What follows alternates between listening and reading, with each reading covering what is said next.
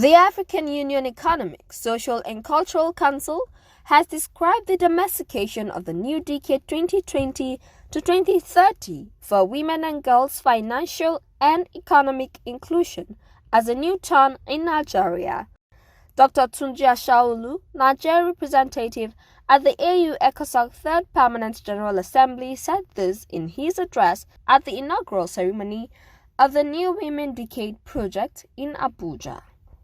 The event was jointly organized by the Federal Ministry of Women Affairs and AU-ECOSOCC in partnership with Dr. Rhoda Makinde Initiative and NGO.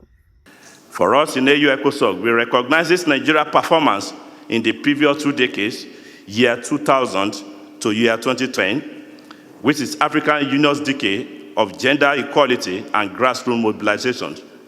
Then year 2011 to year 2020, which is African Union's decade of women engagement and empowerment. While we appreciate the efforts of the Nigeria government on the strike it has played so far in these 2 decades, more needs to be done.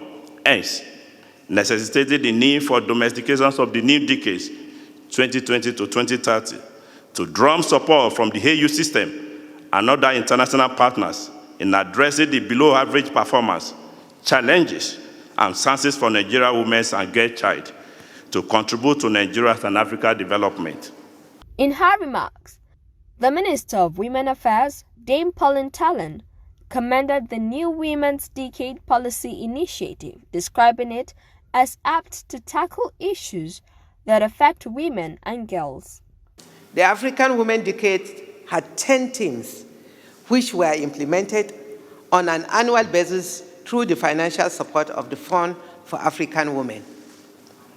This new decade declaration of year 2020 to 2030 on women's financial and economic inclusion being flagged off today is to make significant progress in improving the lives and livelihoods of millions of Nigerian women and young girls. Similarly, Dr. Rhoda Makinde, Executive Director of DROMI, expressed appreciation to the federal government and AU-ECOSOCC for their support for women empowerment. Today we celebrate the fact that government has realized the potential of women in economic development of nations and saw it fit to implement this project.